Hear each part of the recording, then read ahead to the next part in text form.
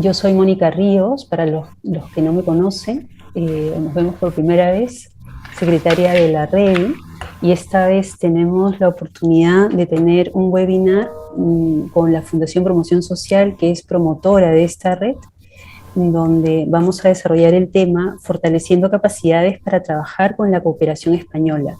Será una sesión muy interesante porque tenemos a 3 ponentes de la Fundación que nos van a hablar del enfoque de derechos, de la perspectiva de género y también la transparencia y comunicación en la web. Yo le voy a dar el pase a Lucía García, que es también secretaria ejecutiva de nuestra red.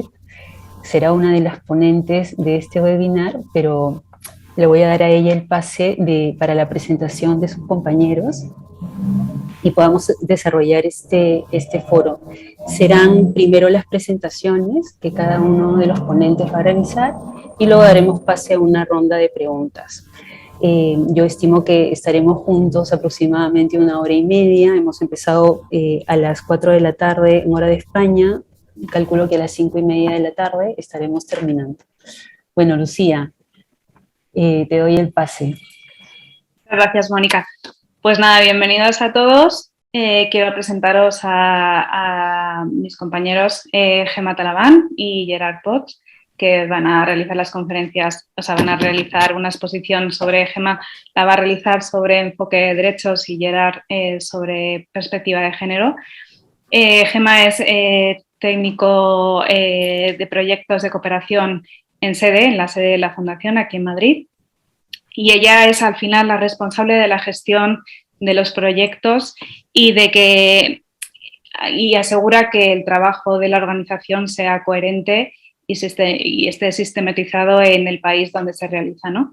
Ella además pues, está a cargo de toda la fase del proyecto, desde su inicio hasta el informe final, y además tiene gran experiencia sobre la normativa, seguimiento y gestión pues, de los organismos con los que trabajamos, ¿no? Tanto públicos como privados, pero sobre todo públicos. Y nada, ella lleva en la Fundación desde el año 2015 y tiene gran conocimiento en la materia. Gracias a ella se hacen unos proyectos estupendos. Y Gerard, pues lleva en la Fundación, va a hacer 3 años, trabaja en terreno, es nuestro jefe de misión en Etiopía. Y él se ocupa principalmente del seguimiento adecuado de cada proyecto, tanto de la ejecución como el seguimiento económico, y además pues, asegura pues, eso, que cada proyecto se desarrolle como se tiene que desarrollar, y su papel es fundamental también para tener ahí contacto con las oficinas de cooperación en terreno, ¿no? Y nada, y sin más, pues Gemma, si quieres te doy la palabra y empiezas tu presentación. Muchas gracias, Lucía. No sé si puedo compartir pantalla directamente. Así ahora. Vale.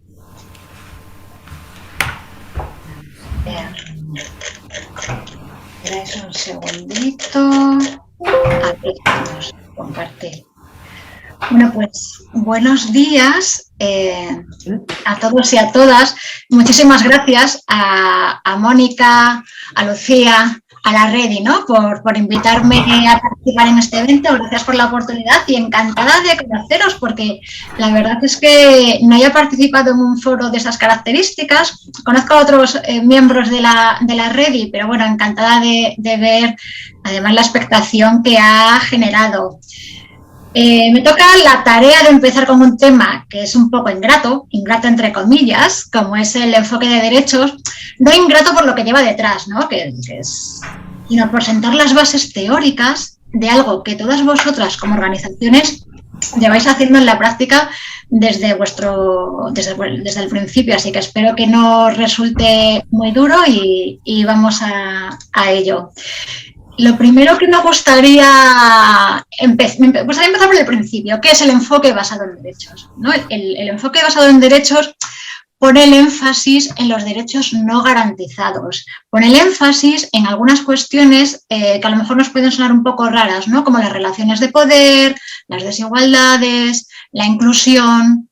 Ahora lo que se hace es poner la importancia en los procesos y el énfasis en la participación. Es decir, dejamos de poner nuestra mirada en un enfoque en las necesidades, porque las necesidades se cubren, para pasar a un enfoque en derechos, que son aquellos que se deben garantizar. Para ello cambiamos nuestra mirada.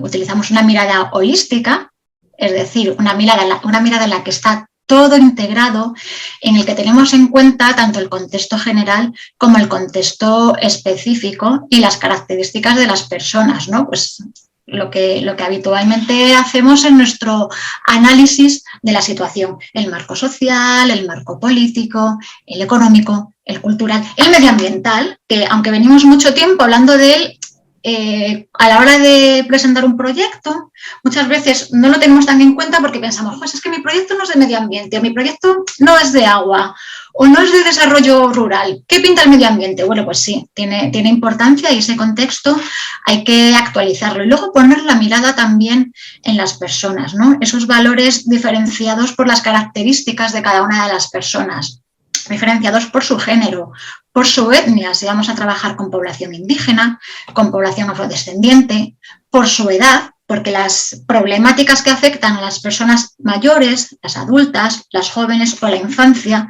no son las mismas, y también por la condición específica, ¿no? La casuística de cada grupo, de cada colectivo, personas con discapacidad, personas que sean discriminadas por sus creencias religiosas si viven en una zona de mayoría religiosa y minoría religiosa de otra, por su estado civil, por ejemplo, mujeres que son repudiadas en determinadas culturas, por estar divorciadas o por haber sido o por ser viudas, por ejemplo, ¿no? en determinados contextos.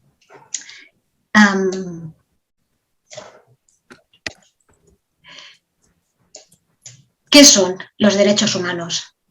Aquí tenéis una definición. Me está aquí. Genial.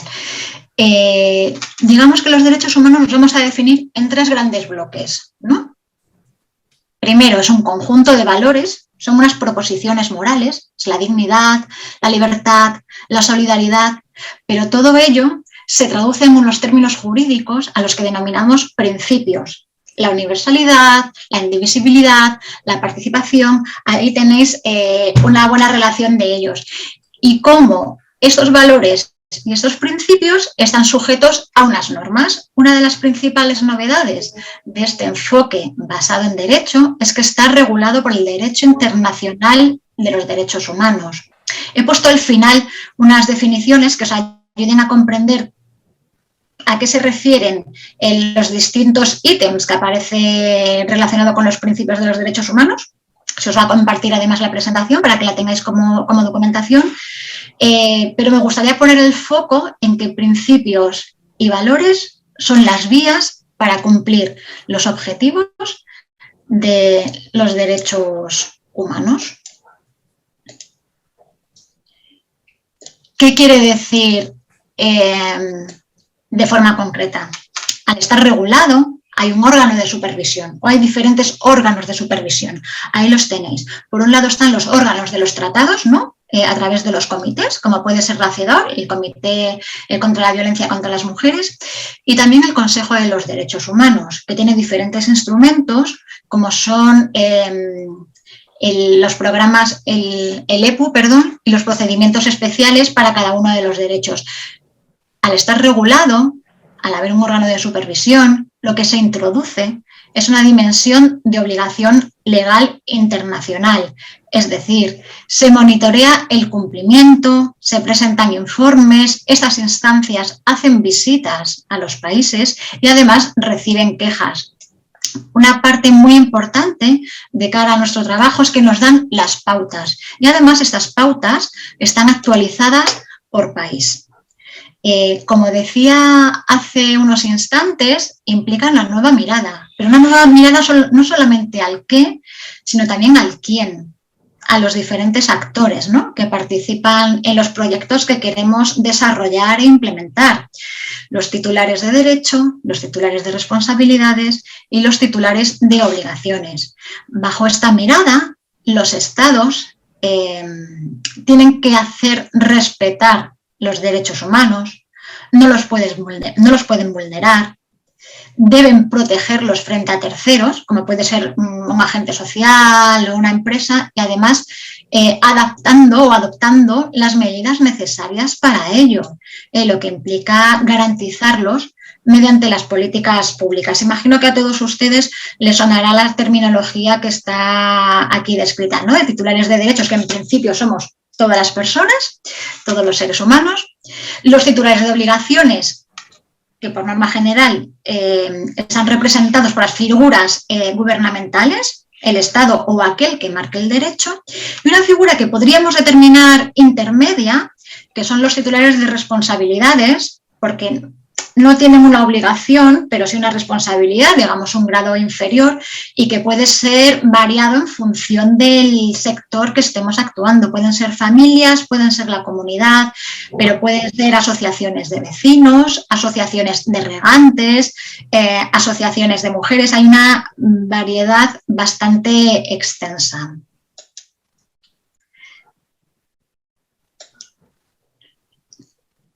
Si hemos dicho que dejamos de lado el enfoque de necesidades, ¿cuál es nuestro enfoque ahora? Ahora es abordar la problemática, ¿vale? Nuestro problema central, lo que aparece en ese gráfico como la vulneración del derecho, es el matiz que tenemos que atender. Y esto lo vemos a través de una categoría de análisis. Esas categorías son los pilares que están ahí descritos: la accesibilidad, la disponibilidad, la calidad, un total de 6 sobre los que se sustenta el derecho y cuyo cumplimiento tendrá un efecto superior, ¿no? Como si hablásemos de un objetivo general, que es el efecto positivo sobre esa problemática que atiende la vulneración del derecho. ¿Hola? De shock. No, voy a... Esto, hay que silenciar a alguien. Estas 6 categorías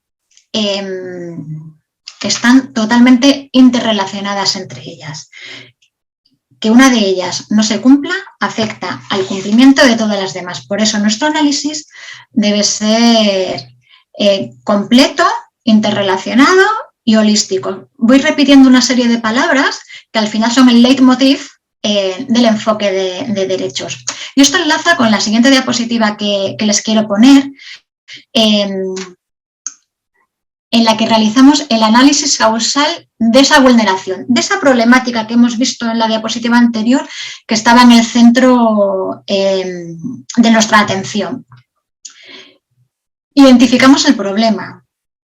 Si para aquellos que estéis acostumbrados a trabajar bajo el enfoque del marco lógico y las estructuras de árboles de problemas y de árboles de objetivos, podemos hacer un símil, podemos hacer una equivalencia con lo que sería el árbol de problemas, ¿no? Establecemos esas relaciones causa-efecto para llegar a analizar aquel problema que vamos a atender, es decir, aquel derecho que se está vulnerando y cuya problemática queremos contribuir a solucionar. Para ello, lo establecemos en diferentes causas.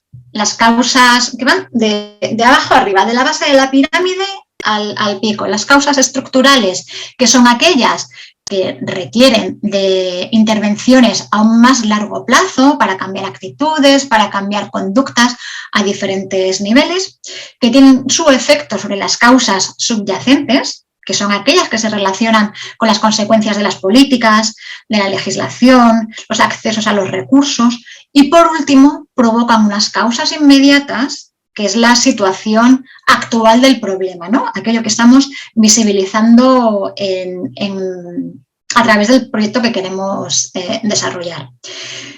Una vez lo tenemos claro, cuál es ese análisis causal de la problemática identificada, lo que vamos a hacer es trabajar la definición de los cambios deseados. Es decir, de nuevo volviendo al símil, pasamos de construir nuestro árbol de problemas a construir nuestro árbol de objetivos.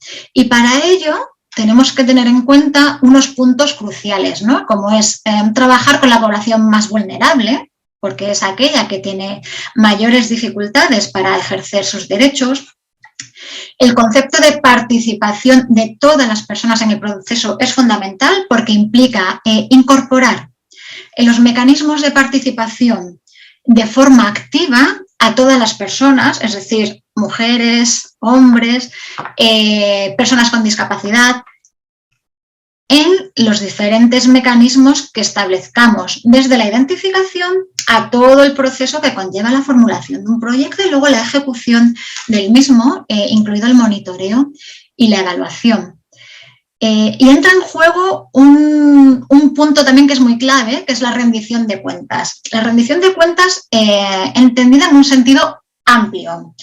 Rendición de cuentas no solamente en cuanto a transparencia económica, tanto allá como acá, es decir, en los países en los que estamos desarrollando los proyectos, como en los países de procedencia de los donantes, sino también como una herramienta de control ciudadano. Un ciudadano que está informado y que puede exigir a los gobiernos, ¿no?, esa rendición de cuentas de cómo se ejecutan los fondos públicos en materia de cooperación internacional, pero que también implica crear una ciudadanía crítica, concienciada, que puede exigir, y con la población con la que estamos trabajando, esta rendición de cuentas, se traduce en una socialización de resultados, ¿no?, en hacerles partícipe de lo que se está haciendo, de los avances, de las dificultades. En definitiva, una mayor transparencia en la ejecución, el monitoreo y la participación de todos los actores. Para ello, se trabaja en el fortalecimiento de capacidades. ¿Y cómo trabajamos en el fortalecimiento de capacidades? También haciendo un análisis previo. Esta parte introductoria es muy teórica porque es la construcción de los diferentes elementos que necesitamos para llegar al final del camino, que es la elaboración del proyecto. Este fortalecimiento de capacidades, decía, que implica un análisis previo, lo que busca es trabajar en la brecha. Y para ello tenemos que analizar las capacidades de cada uno de los titulares implicados, titulares de obligaciones, de responsabilidades y de derechos. ¿Cómo hacemos esto en la práctica? Bueno, hemos visto que había unas categorías de análisis que eran los pilares sobre los que íbamos a construir el proyecto, ¿verdad?, de las diapositivas anteriores, y ahora lo que vamos a hacer es aterrizarlo. En lugar de basarnos únicamente en el derecho, en la normativa internacional, lo aterrizamos a nuestro contexto.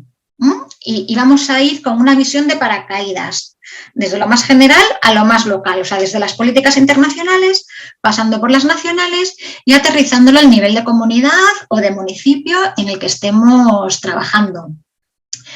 Estos pasos, aunque son un poco, no sé si llamarlos tediosos, nos servirán para todos los proyectos. Construir el enfoque de derechos tiene la ventaja de que gran parte de la construcción teórica, del marco teórico, puede servir de base para los proyectos que vayamos a trabajar de aquí en adelante. Solamente necesitaremos actualizar pues, datos relativos a las comunidades, a los municipios. Por eso es importante hacerlo bien desde el inicio, porque nos va a dar mucha información de la que vamos a sacar un rédito a futuro. Además, estamos hablando de los derechos humanos, pero había un concepto ahí al principio que hablaba de la interrelación, de la mirada holística, de la integralidad, pero no solamente entre los derechos, sino con los objetivos de desarrollo sostenible, ¿no? La Agenda 2030 es un compromiso internacional de todos los actores, suscrito por la mayoría de los países, y en este enfoque en el que está todo interrelacionado vamos a vincular nuestro trabajo en derechos con los ODS al nivel de metas. Luego os voy a explicar, os voy a enseñar una página web en la que podéis encontrar esa vinculación. Pero no solamente las metas con los derechos humanos, sino también con las recomendaciones que específicamente estos mecanismos de los que hablaba al principio de derechos humanos y que daban esa garantía jurídica, han creado en concreto para los objetivos o de forma especial para los países. Una vez tenemos toda esta construcción, lo que hacemos es pasar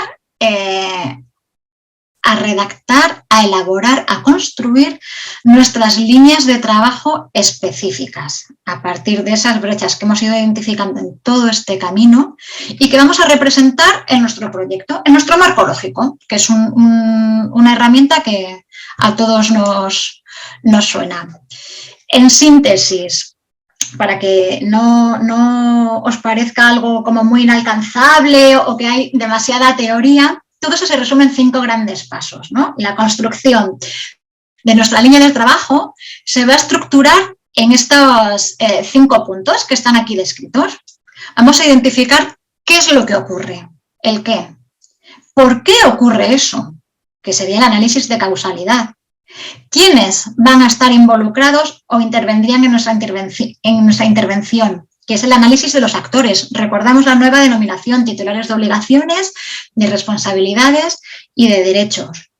¿Por qué no lo hacen? ¿Por qué no pueden responsabilizarse de que se cumpla el derecho? ¿Por qué no acceden al derecho en el caso de los titulares de derechos? ¿O por qué no pueden garantizar su cumplimiento en el caso de los titulares de obligaciones? Eso lo hacemos a través del análisis de la brecha de capacidad. Y por último, con toda esa estructura, lo que hacemos es definir lo que vamos a hacer nosotros, ¿no? Identificar nuestra estrategia de actuación para atender esta problemática. Como les decía, he puesto al final unos enlaces para que puedan acceder de forma sencilla a algo que puede ser un poco más tedioso, como es ese engranaje, esa relación entre las diferentes metas de los ODS con los derechos humanos, cómo se relaciona a nivel de metas, incluso a nivel de indicadores específicos para América Latina, en esta página que he puesto de referencia, y cómo las recomendaciones de los distintos tratados están recogidas aquí. Les invito a brujulear por estas páginas y a buscar específicamente el país en el que se desarrollaría el proyecto para ver esas recomendaciones, ¿no? Ya, creo que todos somos conscientes de que hay una brecha importante entre las cuestiones formales y las reales, ¿no? Entonces, ¿cómo encontrar esas sinergias entre lo que se dice en la literatura, en la normativa y lo que ocurre en la realidad de los contextos en los que trabajamos? Es un aspecto básico para poder trabajar. Como decía, en último lugar están las definiciones de esos principios con ejemplos prácticos para hacer un poco más amable esta teoría que hay en las diapositivas iniciales. Y he dejado para el último lugar el aspecto de la rendición de cuentas porque, como decía, es un aspecto fundamental que no siempre ha tenido tanta importancia y que va mucho más allá del tema económico, sino pues es un ejercicio de transparencia, de equidad, de estar todos los actores involucrados con la misma información y compartiendo datos para esa toma de decisiones mancomunada. Y bueno, aquí acaba mi intervención. Muchísimas gracias por vuestra atención. Espero que no se haya dormido nadie. Y encantada de pasar la palabra a mi compañero Gerard con un tema muchísimo más atractivo. Hasta ahora. Muchísimas gracias, Gemma. Excelente exposición. Gracias.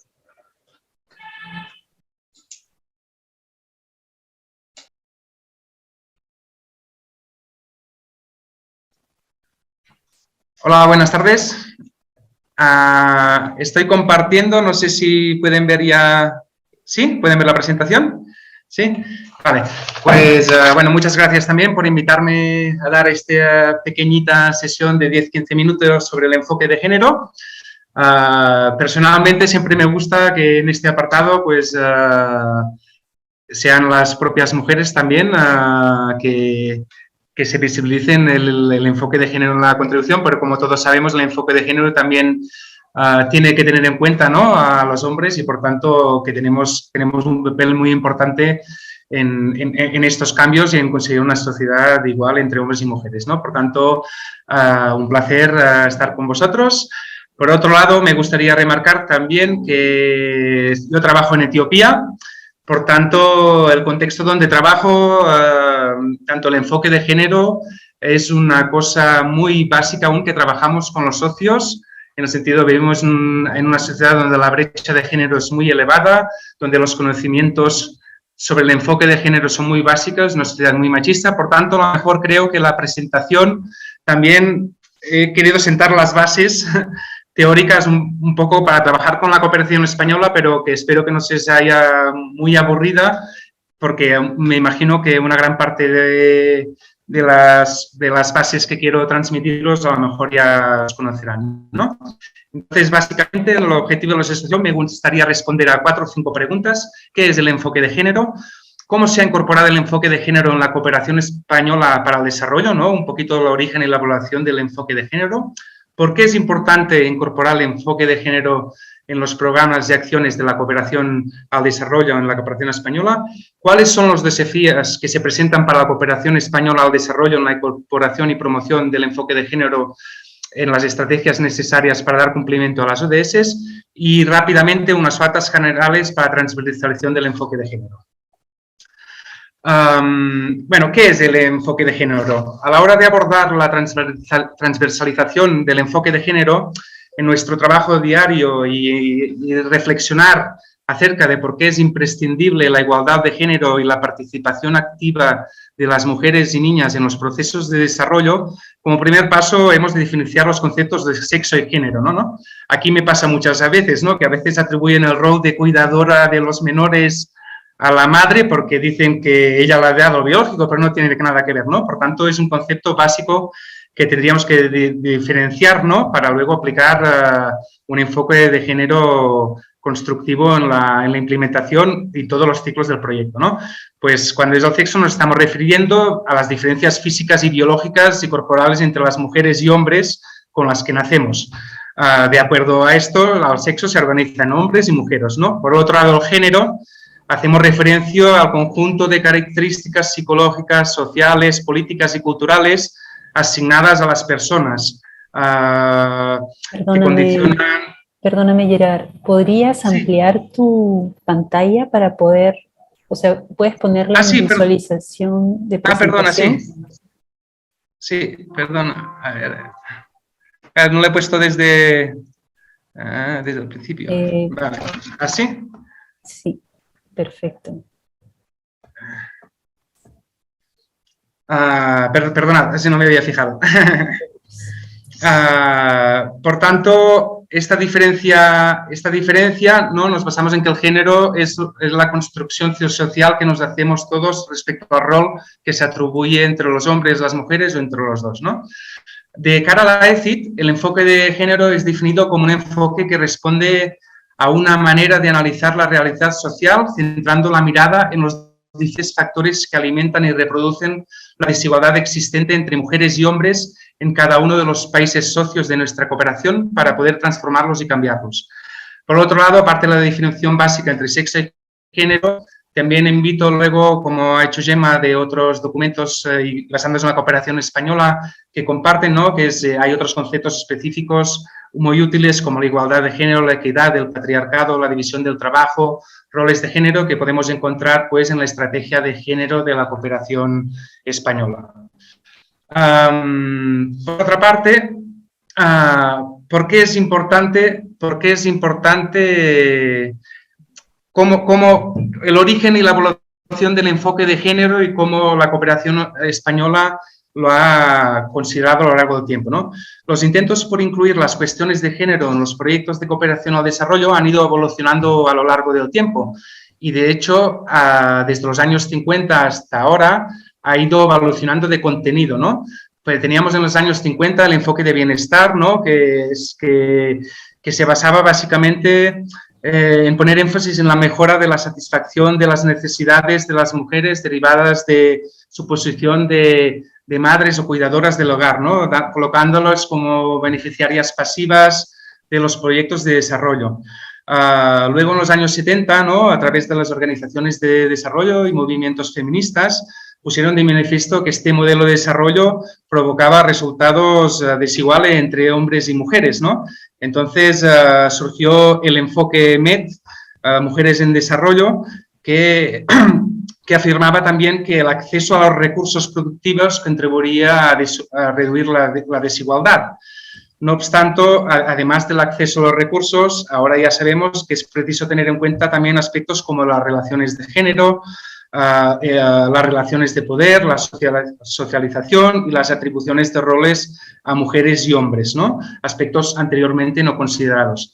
A partir de esto es cuando nace el enfoque GED y posteriormente la transversalización, el enfoque integral de género, que es que a estas limitaciones el trabajo ya no solo se centra en el colectivo de mujeres de forma aislada, sino en analizar y transformar todas aquellas relaciones desiguales de poder que obstaculizaban el disfrute equitativo de los beneficios del desarrollo y la plena participación de las mujeres en todos los ámbitos de la vida.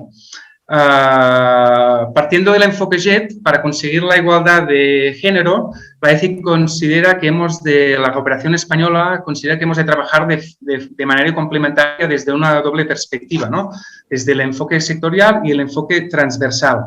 El enfoque sectorial es a través del empoderamiento y que se fortalecen las capacidades y la posición social, económica y política de las mujeres. Por otro lado, el enfoque transversal es el proceso de valorar las implicaciones que tiene para hombres y mujeres cualquier acción, actividad, estrategia que tiene tanto para los hombres como para las mujeres, ¿no?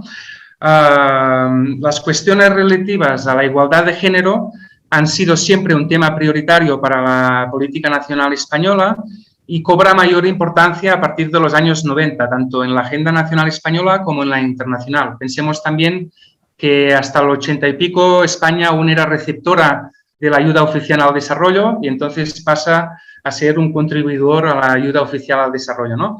Desde este momento, el enfoque de género va ganando mayor importancia en tanto las políticas internas españolas como de políticas de cooperación al desarrollo, y una prueba de ello pues, es la adhesión a 8 tratados internacionales, 10 protocolos sobre igualdad de género y no discriminación, y también se puede ver a través de la incorporación de legislación nacional y en los sucesivos planes directores de la cooperación de leyes para la protección integral contra la violencia de género, para la integración, para la igualdad efectiva de mujeres y hombres, etcétera, etcétera, ¿no?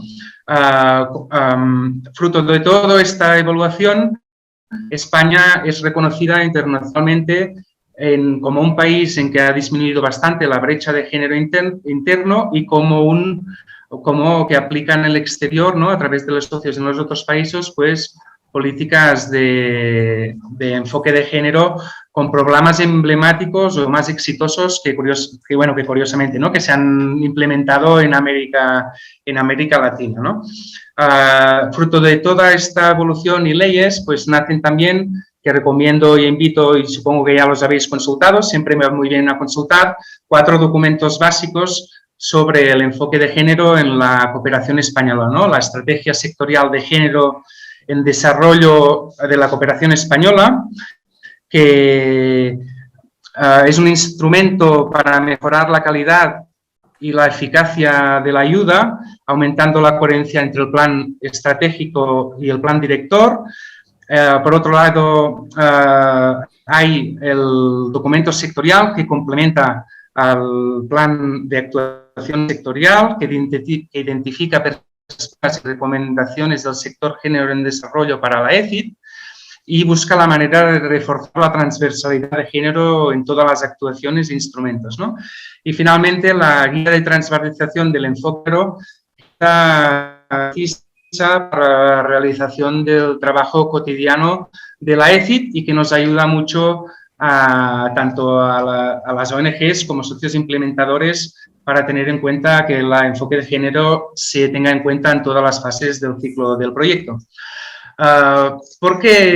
Siguiente pregunta, ¿no? ¿Por qué es importante la consideración del enfoque de género en el desarrollo para la cooperación española, ¿no? La Agenda 2030 reivindica la igualdad de género no solo como un derecho humano fundamental, sino como una base necesaria, ¿no?, para conseguir un desarrollo y un mundo pacífico, próspero y sostenible. Por tanto, es indisoluble, ¿no?, que para llegar a un desarrollo completo y próspero y sostenible tenemos que llegar a la igualdad entre hombres y mujeres. No obstante, la igualdad efectiva entre hombres y mujeres continúa siendo un objetivo más que la realidad. A pesar de que tenemos un índice de brecha global donde se ve la igualdad entre mujeres y hombres, y aunque España, me parece, en el año 2000 estábamos en la posición número 8, pues aún quedan muchos caminos en la mayor parte de países, ¿no?, para llegar a una igualdad práctica entre hombres y mujeres.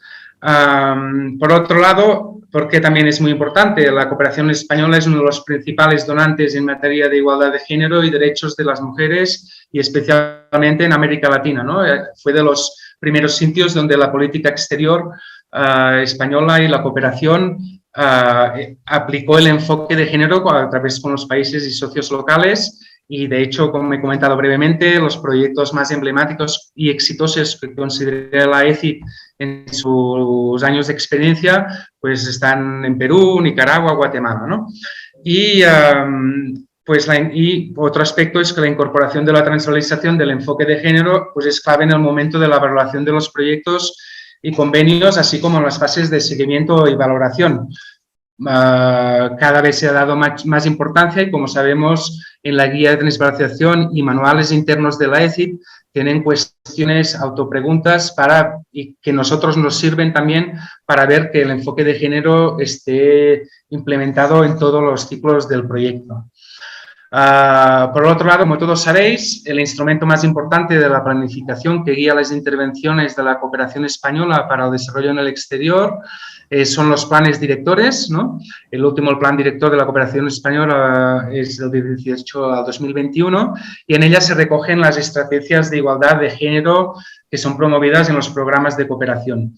En este plan director también se hace suya el cumplimiento de los objetivos de desarrollo sostenible de la Agenda 2030, y, como sabemos, pues el género está presente de una forma específica y concreta en una ODS, concretamente en el ODS 5, y está presente en una gran parte de las ODS de forma transversalizada.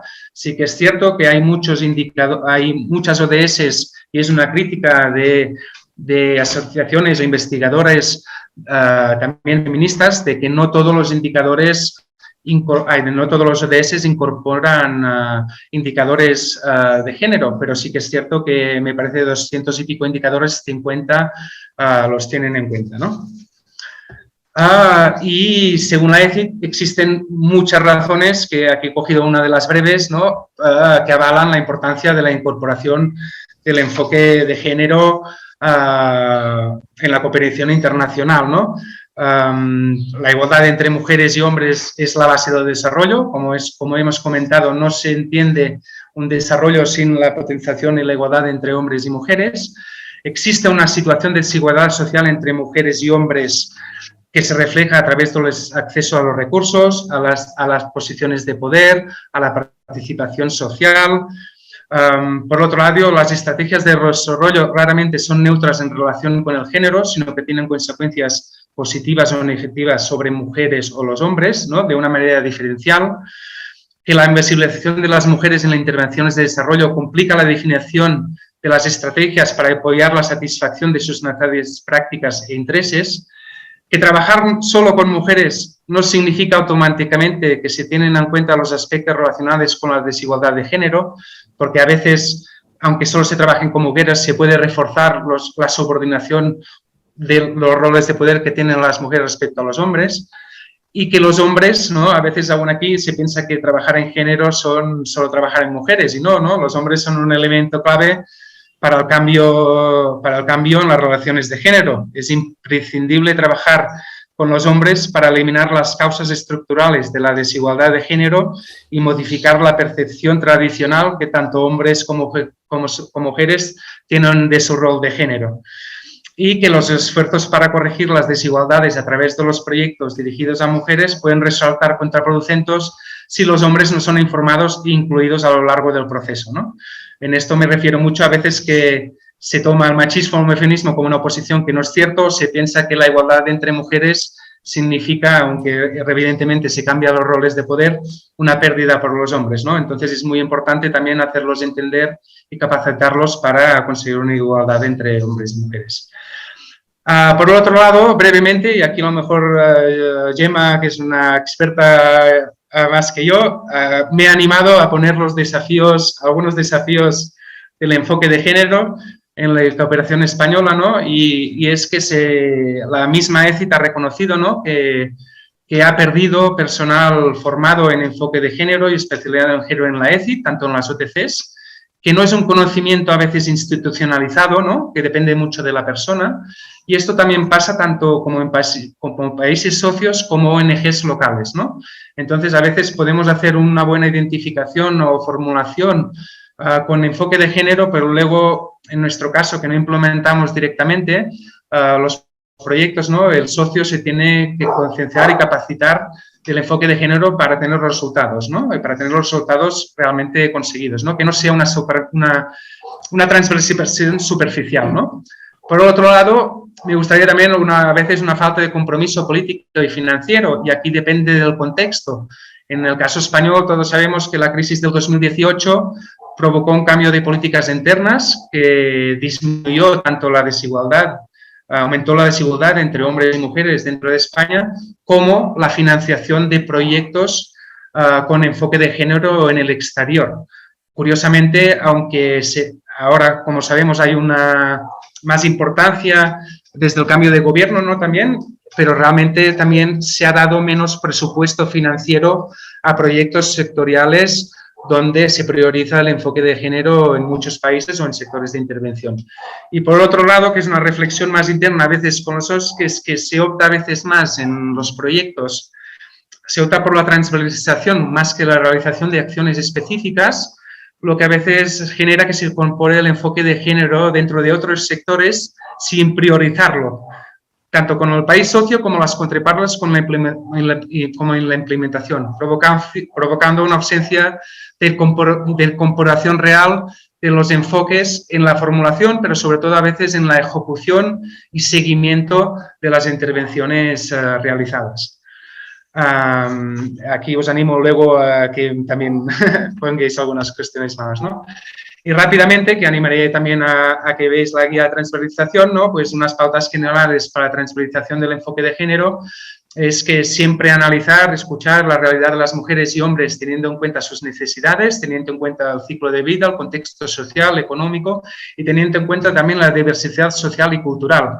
No es lo mismo por países como regiones y dentro de etnias o grupos poblacionales. En ese sentido, en Sudamérica tiene más sentido, como ha dicho Gemma, de poblaciones afrodescendientes o indígenas, pero también en grupos étnicos la concepción y el rol construido del rol de las mujeres y los hombres es distinto, ¿no? En este sentido, tenerlas en cuenta siempre en cualquier fase de la implementación del ciclo del proyecto, tanto en diseño, en la identificación, diseño, implementación, seguimiento y evaluación. Visibilizar los roles de las mujeres que tienen la sociedad en las prácticas discriminatorias, ¿no? Escuchar siempre y ver realmente qué son los papeles que tienen. Siempre tener información desagregada por sexo, adoptar medidas específicas para disminuir las brechas de género e incluir a las mujeres en todos los ámbitos de decisión, discusión y procesos, teniendo en cuenta también las responsabilidades, tiempos y horarios, teniendo en cuenta que habitualmente en la mayoría de países del mundo pues tienen una carga productiva y laboriosa más intensa que los hombres, ¿no? Y entonces simplemente animo también a la guía de transversalización, que hay unas pautas generales y específicas que incorpora cuestiones que permiten orientar y autoevaluar la incorporación del enfoque de género en los distintos sectores de intervención, sea agua y saneamiento, educación, seguridad alimentaria y en las distintas fases del ciclo del proyecto, así como en la matriz del marco lógico, concretamente en presupuestos y tal, ¿no? Y entonces animo también a verlo, que es más como de consulta siempre, evidentemente no para apoyárselo, para consulta siempre en cualquier fase de duda respecto a todo el ciclo del proyecto de la implementación. Y no sé si me he pasado el tiempo o he hablado muy rápido, pero aquí en teoría terminaba mi exposición. Muchas gracias. Muy bien, Gerard. Muy interesante la presentación y bastante compleja, la verdad. Ahora creo que le toca el turno a Lucía. Sí, oye, Gerard, si puedes dejar de compartir. Sí. Perdona. ¿Así? Perfecto. Gracias, Lucía. Nada, a ti.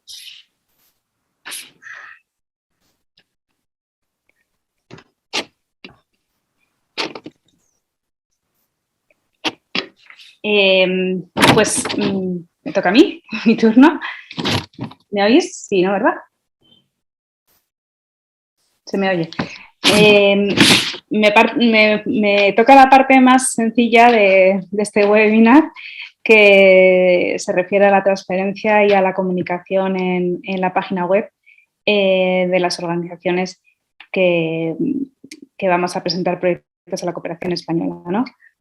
Entonces, lo que vamos a hacer en esta presentación es analizar un poco cuáles son los criterios que la cooperación española establece para determinar que una página web es transparente o no es transparente. Un segundo.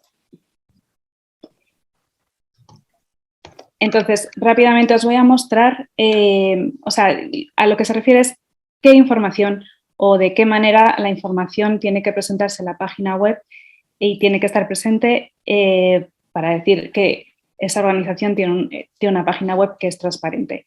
Entonces, primeramente, si veis la entidad solicitante, que sería la fundación en este caso, tiene una serie de requisitos y de documentación que tiene que exponer en la página web.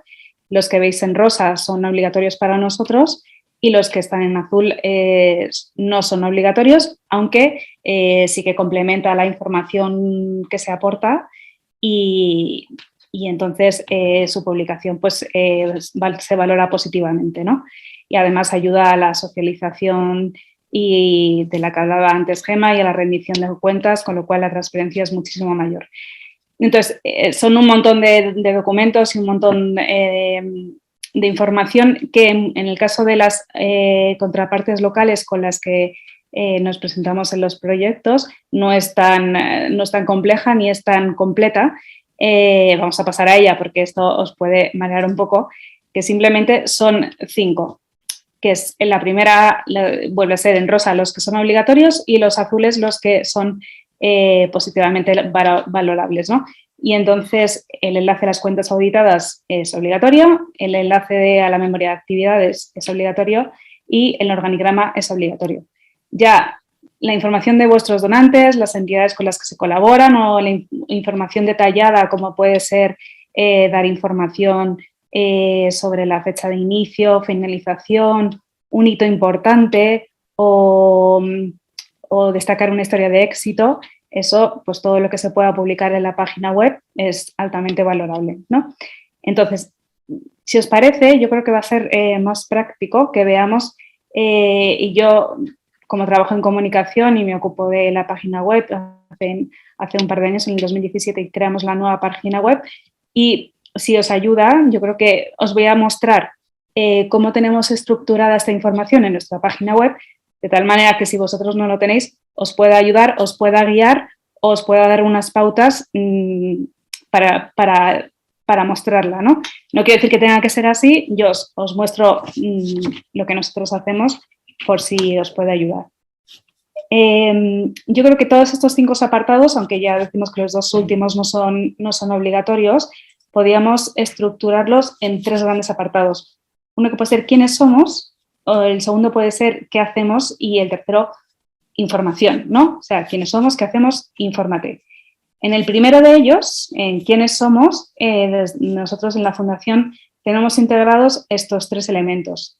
Tenemos integrado el enlace a las cuentas auditadas, tenemos el organigrama y la información de los donantes y nuestras entidades que colaboran con nosotros. El azul sigue siendo, ya os digo, el que no es obligatorio.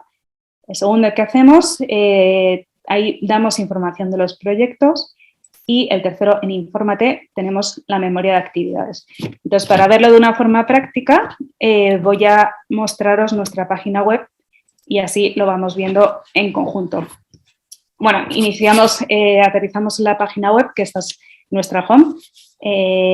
No voy a detenerme aquí ahora, luego volveremos al final de la exposición para daros una serie de nociones.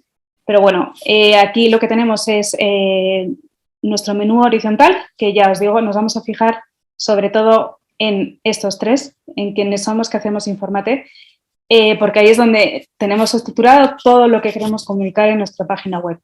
Entonces, aunque no voy a ir de obligatorios a no obligatorios, voy a ir simplemente por llevar un orden, desgranando un poco en esta información, en estos submenús donde hemos integrado nuestra información, ¿no?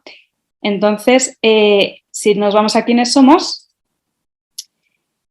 aquí tenemos uno de la información requerida, que es el organigrama, ¿vale?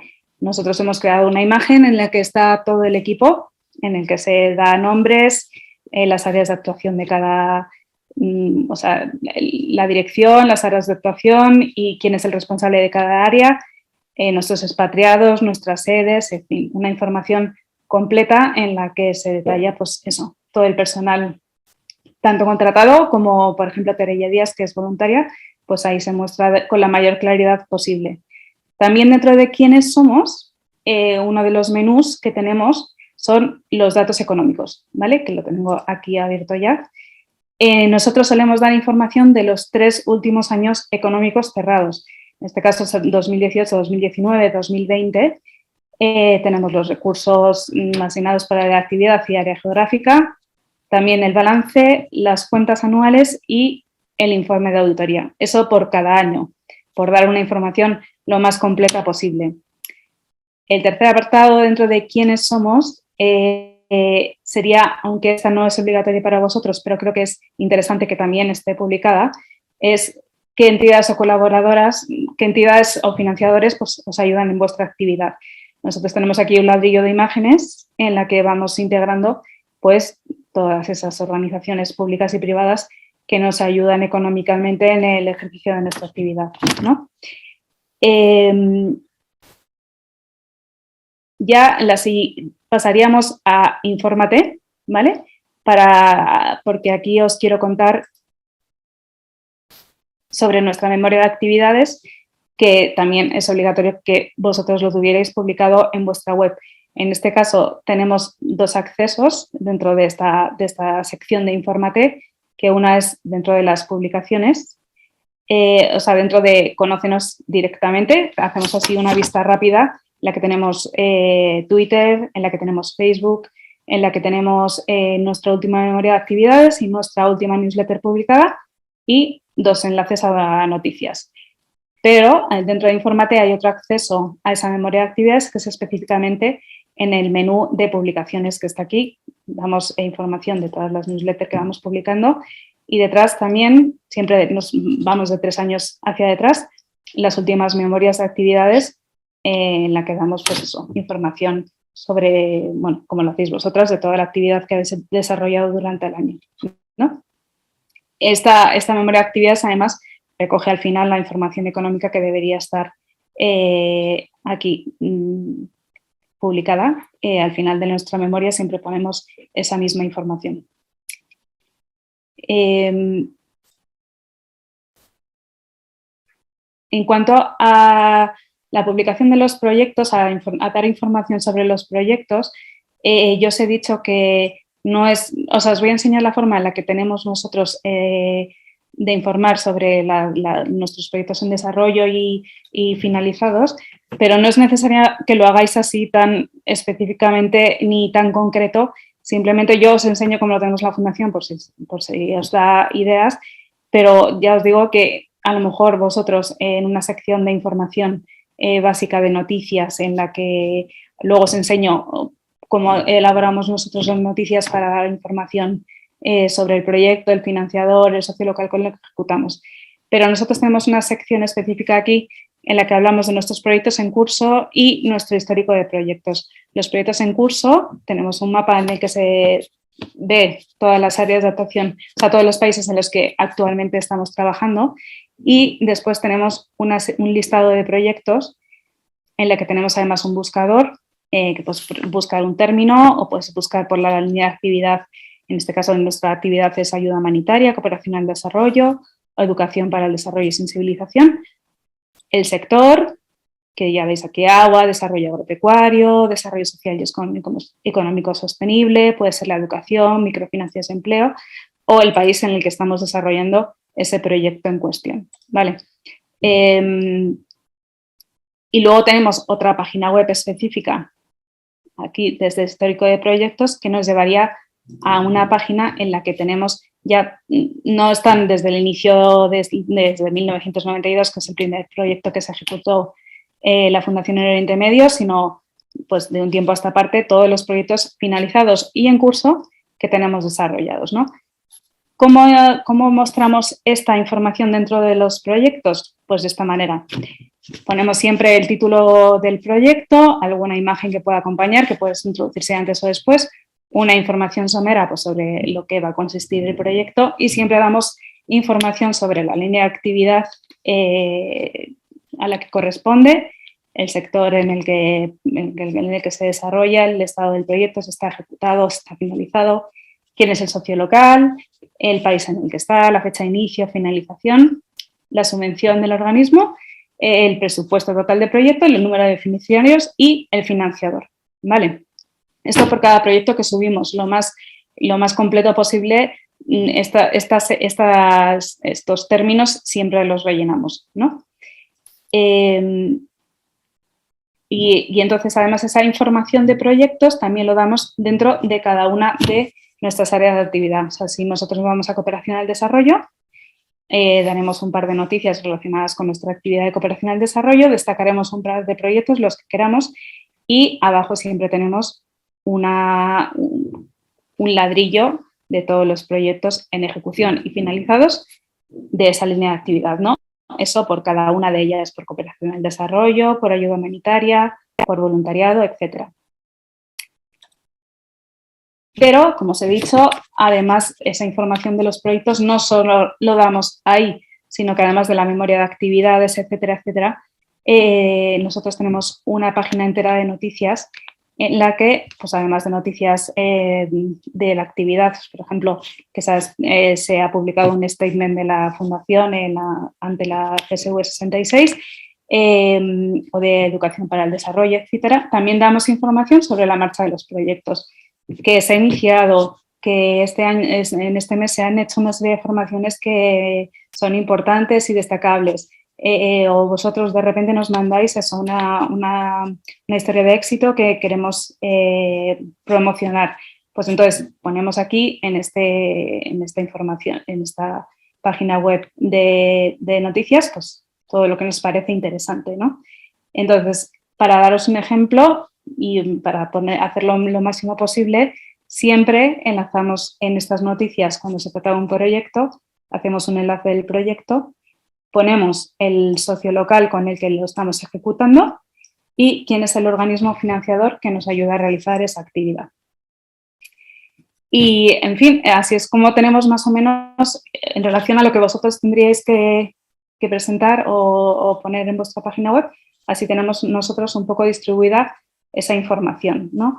Además, deciros que la Fundación, al ser una entidad que está integrada dentro de una red estatal de organizaciones y de plataformas de España, que es la Coordinadora de ONGs para el Desarrollo España, nos ha puesto a nuestra disposición una herramienta de transparencia y buen gobierno, que nos ayuda a hacer un autoanálisis de ver cómo es de transparente nuestra web, y además es de obligatorio cumplimiento porque luego te certifican que, o sea, para estar en la red tienes que haber cumplido todos esos requisitos.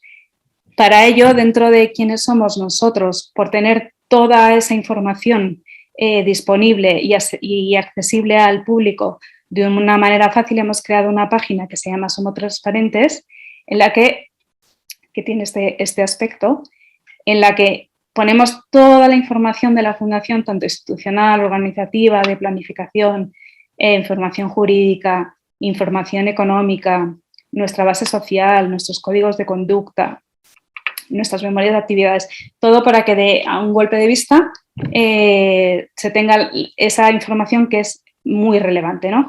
Y entonces, dada la importancia de esta página y de la transparencia para la cooperación española, esta información está accesible desde nuestra página web, en el pie de nuestra página web. En todas las páginas en las que se acceda tienes este enlace que lleva directamente a esta página, y lo mismo pasa en la home, por supuesto, que la tenemos abajo. Y en la home, pues eso, nosotros, además del menú accesible, pues tenemos eso, información de los proyectos, esta página de transparencia otra vez, y ya pues destacamos aquí lo que queremos, nuestra memoria de actividades porque nos parece importante, las noticias, en fin, aunque la información así que tiene que ser obligatoria está accesible desde distintos puntos y por supuesto desde la home, ya os digo que nosotros así específicamente la tenemos integradas en cualquiera de estos menús de la página web. Y pues nada, con eso termina mi exposición.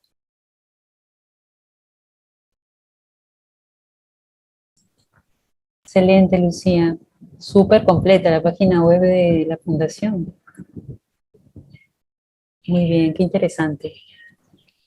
Bueno, entonces, como había señalado al inicio, yo creo que ahora amerita pues una ronda de preguntas, ¿no? A ver qué inquietudes puedan tener ustedes respecto a los temas que se han desarrollado, que han sido realmente súper interesantes.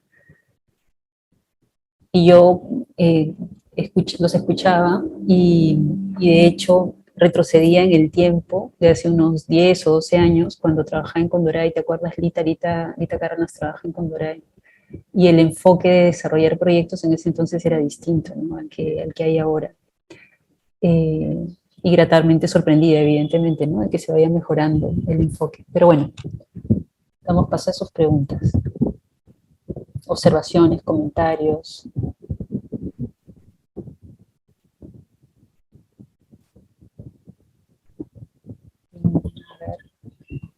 Sí, yo no estoy levantando la mano, Mónica. Buenas tardes de allá, buenos días de acá. Soy Javier Gastelú, de la Asociación Civil AINI. Voy a tratar de activar mi cámara, no sé cómo. Bueno, ahí estoy. Yo tenía un comentario respecto a las presentaciones, que es bastante general. El enfoque de derechos está muy bien, también la parte de género está excelente, y la necesidad de tener visibilidad respecto a nuestras instituciones es muy bueno. Nosotros hemos tenido la suerte de tener algunos voluntarios que a través de la página web se han contactado, y eso ha fortalecido nuestra institución. Entonces está muy bien eso. Sin embargo, yo quería hacer un poco énfasis respecto a las diferencias que existen dentro de la cooperación española, si bien en términos generales apuntan a un mismo nivel, pero por ejemplo, las convocatorias del gobierno vasco hacen muchísimo énfasis en la transversalización, en las transversales, ¿no? Género, fortalecimiento organizacional, participación, democracia, etc. Y otras hacen mucho más énfasis, por ejemplo, la Junta de Castilla y León, mucho énfasis en derechos, bueno, y cada cooperación tiene como una tendencia un poco distinta y su propia particularidad. Entendemos que al ser dinero de cada región, pues pueden poner las condiciones que les parezcan mejores. En la parte de género, en especial, algunas de estas cooperaciones son muy exigentes. De hecho, casi ganan solamente las propuestas, los proyectos que tienen un fuerte componente en género, ¿no? Y género desde un punto de vista no siempre cristiano, ¿no? Entonces, bueno, en la parte de género pienso, por ejemplo, nuevamente voy al tema del País Vasco, son muy exigentes y muy, hay que tener un lenguaje muy inclusivo, muy orientado hacia lo que ellos están esperando. Bueno, eso nada más, y no hacen tanto énfasis en el enfoque de derechos, si bien lo tienen como algo importante, pero no es el mayor énfasis. Entonces, quizás la recomendación para todos los miembros de la REDI es siempre orientar mucho, leer mucho cuál es la orientación de la Agencia de Cooperación, que son muy diferentes en algunos casos, ¿no? Y, por ejemplo, algunas han ido cambiando año a año, el formulario, los requisitos, la forma de baremación, ha ido cambiando. Entonces, todos los que somos ONGs del lado de Latinoamérica, tenemos que hacer el esfuerzo de estar muy actualizados en aquella convocatoria que más nos guste o que más nos pueda fortalecer, donde ya tenemos más experiencia. Y ya todos saben que la baremación, casi todos toman en cuenta anteriores ejecuciones que uno haya podido tener con la misma agencia ejecutora, ¿no?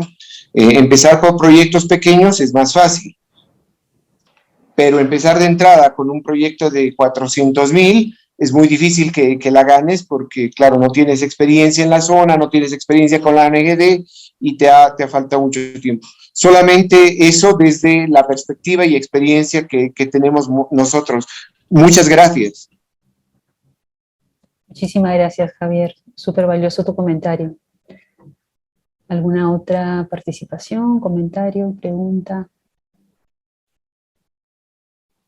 Alicia. Gracias por las presentaciones, excelentes, muy interesantes. Siempre es bueno refrescar el conocimiento. Y sí quisiera preguntarles, en general, ¿cuáles creen ustedes que son las temáticas en las que deberíamos de orientar las formulaciones de este año? Claramente, ¿verdad? Enfoques de derechos humanos, ejes transversales, pero hay temáticas específicas en comparación con años anteriores que deberían de ser el enfoque de las formulaciones en este 2022, ya casi post-pandemia.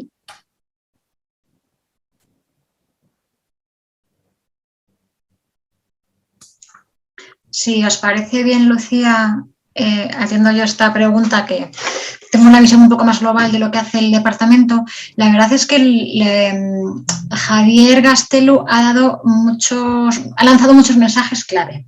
La cooperación española es una de las más exigentes a nivel de valoración del mundo, diría. No por la cantidad de recursos que aporta, que no, pero sí por el nivel de exigencia a la hora de valorar los proyectos previamente y de concederlos. Y efectivamente, una de las características que la define es esa descentralización. Está el gobierno central, que a través de la ECIT hace su convocatoria de proyectos, y luego las diferentes regiones tienen sus propias convocatorias basadas no en criterios arbitrarios, sino en sus propias legislaciones y normativas. Todas las convocatorias están basadas en un documento jurídico, puede ser un real decreto o cualquier otra figura, y es la que marca esas prioridades. Obviamente, en la mayoría de ellas, sobre todo las que más financiación tienen, sí que se valora muy positivamente contar con una experiencia previa, no solamente con una experiencia con el financiador, sino también con la contraparte con la que te estás presentando, ¿no? En este caso la ONG española de la que irías de la mano, y en el sector.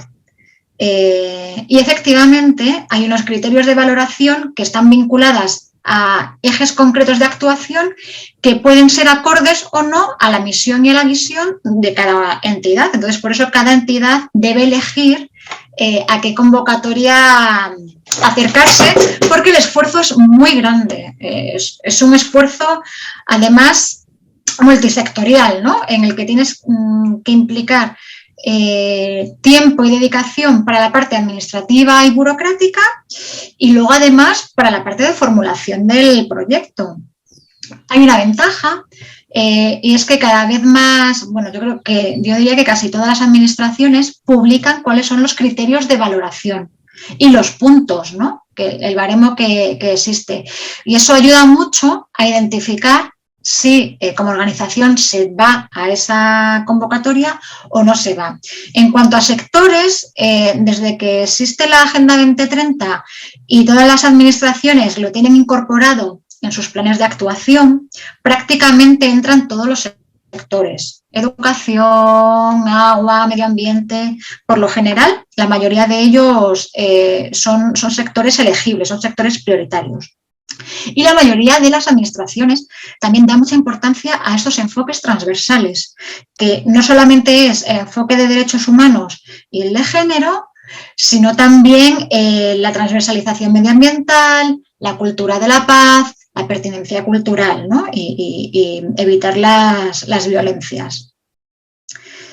Y ahí es donde está el kit de la cuestión. Es cierto que el enfoque de género es muy amplio. No es solamente trabajar en temas de salud sexual y reproductiva, porque no es solamente eso. Hay acciones dentro de los sectores de agua, de los sectores de desarrollo agrario, de los sectores medioambientales, en los que se puede trabajar bajo un enfoque de género. Y es otro de los puntos que son muy claves y que ha manifestado Javier, es el tema del lenguaje inclusivo y la coherencia de ese lenguaje inclusivo. Es decir, si nosotros estamos diciendo nuestra formulación, porque básicamente estamos hablando de formulación, no de proyectos, es como lo estamos trasladando al papel, ¿no? Estamos diciendo que vamos a integrar a mujeres y hombres, pero todo el rato hablamos en masculino. No mencionamos a los niños, a la infancia, no mencionamos a las personas que tengan una diversidad X y además en nuestras imágenes no estamos incluyendo acciones. Sí, por ejemplo, hemos hecho Needs Assessment, ¿no? Unos grupos focales en terreno, hemos repartido unas encuestas, unos talleres, tal, y decimos que han sido inclusivos, participativos y no sé qué.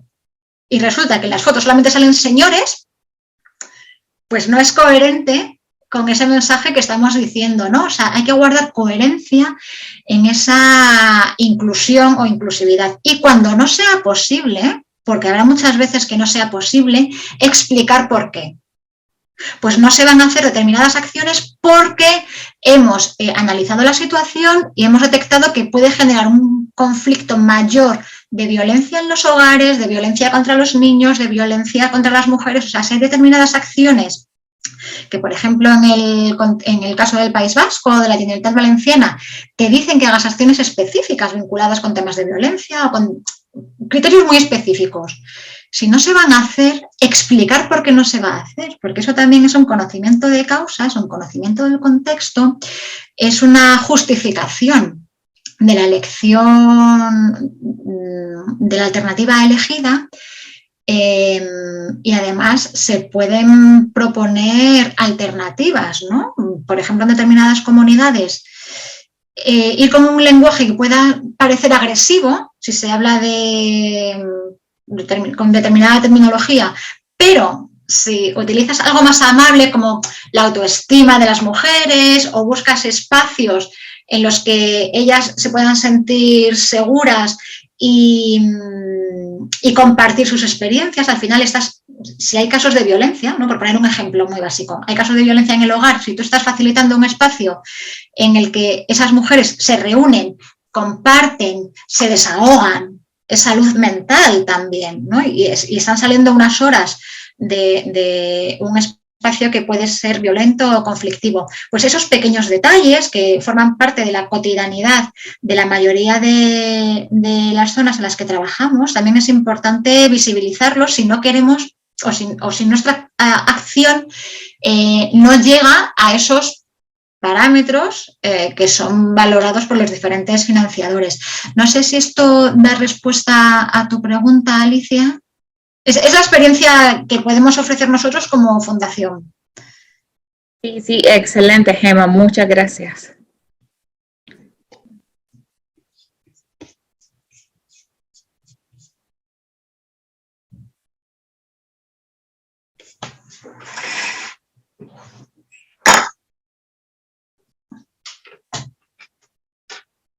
Mónica, no tienes voz, Mónica. Yo hablando, que tenías una pregunta efectivamente que podías hacerla. Muchas gracias, Morena. Bueno, muchísimas gracias. Realmente han sido muy valiosas las 3 exposiciones. Orientan bastante. Yo soy Morela de Parrela, que soy de Venezuela, de la Asociación Civil Salud y Familia.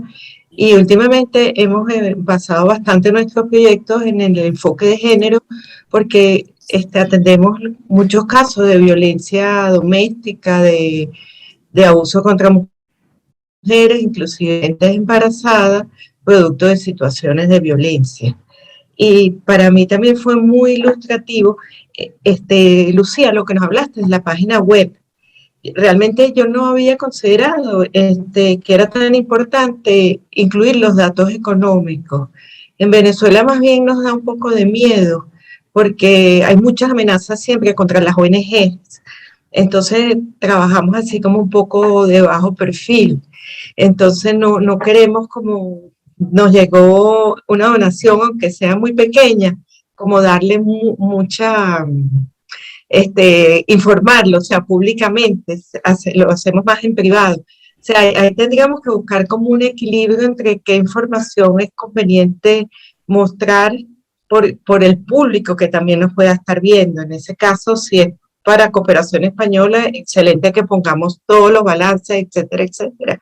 Pero a nivel local, público, puede ser bastante problemático también, ¿no?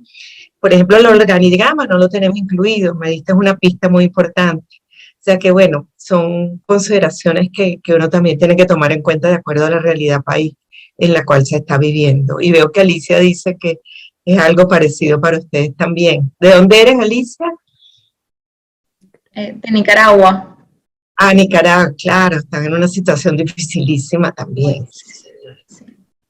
De todas maneras, Gemma, corrígeme si me equivoco, porque aunque nosotros damos una información muy detallada en la página web de económica, de asignación de recursos, de balance, de tal,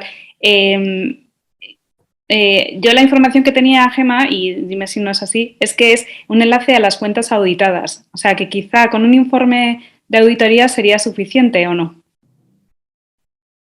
Depende mucho del financiador. O sea, sí que la mayoría de ellos piden esa información, no siempre tiene que estar publicada, porque ellos también son muy conscientes de las casuísticas que hay en terreno y en determinados países las dificultades a las que se tienen que enfrentar las ONGs por el ejercicio de su trabajo, ¿no?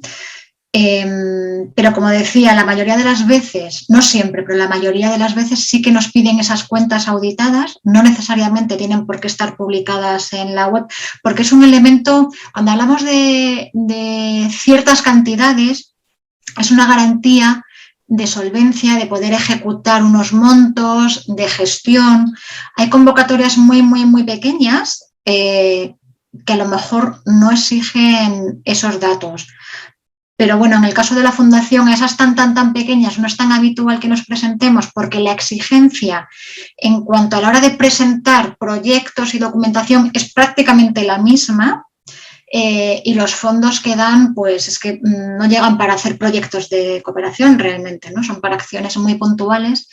Lo que pasa que bueno, sí que están ahí para fomentar a esas entidades, sobre todo aquellas que están perseguidas por hacer una labor de lobby o de advocacy vinculada con los derechos humanos, ¿no? En determinados contextos, o ONGs muy pequeñas africanas en las que también el acceso a las cuentas y demás es muy complicado, existen esas otras convocatorias. Pero como decía Lucía, lo habitual es que nos soliciten a los socios locales esas cuentas auditadas, no necesariamente siempre piden que estén publicadas en Internet. Si están publicadas, pues bueno, es un elemento más que se valora, es transparencia, pero también los financiadores son conscientes de los contextos que hay en Venezuela, en Nicaragua, en El Salvador. Realmente se pone en peligro, ¿no?, las personas que trabajan en las ONGs por dar determinados datos. Decía Morella con el tema del organigrama. El organigrama no tiene por qué ser nominal, sino marcar la estructura, ¿no? Los órganos de gobierno, los órganos ejecutivos, el cuerpo técnico, sin necesidad, si hay un riesgo para las personas, de dar nombres y apellidos. Las exigencias que tenemos las ONGs españolas son mucho más elevadas, muchísimo más. O sea, por eso la página web que gestiona Lucía es tan maravillosa y con tanta información, porque todo eso dice mucho de lo que hace la Fundación, de su gestión transparente y, bueno, realmente no somos personal amenazado en nuestro lugar de residencia. Muchas gracias. Muy importante tener en consideración la casuística, ¿no?, de cada lugar. Sí. Muy bien. ¿Alguna inquietud adicional? ¿Algún comentario más? Bueno, yo creo entonces, muchísimas gracias a todos por su participación. Bueno, a Gemma, a Gerard, Lucía, de verdad que han sido exposiciones muy ilustrativas sobre el trabajo de proyectos hoy en día. Y también los comentarios y las sugerencias, los comentarios y los aportes que han hecho, los que han comentado, la verdad que también han sido bastante enriquecedores. Entonces, sin más por el momento, la información que ustedes han enviado, las presentaciones que me ha mandado Lucía, las voy a colocar en el foro que tenemos los miembros de la red para que puedan acceder a ellas. Y además, pensaba también subir algunos enlaces de información que ha señalado Gemma y también Gerard, que me parece que son importantes, ¿no? Toda la información referida, pues, a los derechos internacionales, ¿no? También, bueno, los planes de cooperación, o sea, como para tener una especie de biblioteca que nos permita acceder fácilmente a esa información y dialogar sobre ella, ¿no? Bueno, entonces les agradezco muchísimo su participación. Sin más por el momento, bueno, no sé si podemos prender la cámara para tomarnos una foto y que quede registrado nuestro evento, el primero del año. Y no sé si Enrique, Analicet, María puedan activar sus cámaras. De repente tienen problemas con la cámara, bueno. Entonces, Lucía, tú que eres experta en tomar las fotos. Vale, os voy a contar 3, todos sonreímos y así salimos más guapos, ¿vale? 1, 2 y 3. Perfecto. Muchas gracias. Perfecto. Bueno, muchísimas gracias a todos. Hasta luego en la siguiente oportunidad. Un abrazo. Adiós. Adiós. Gracias. Gracias. Adiós. Un placer. Hasta pronto. Gracias.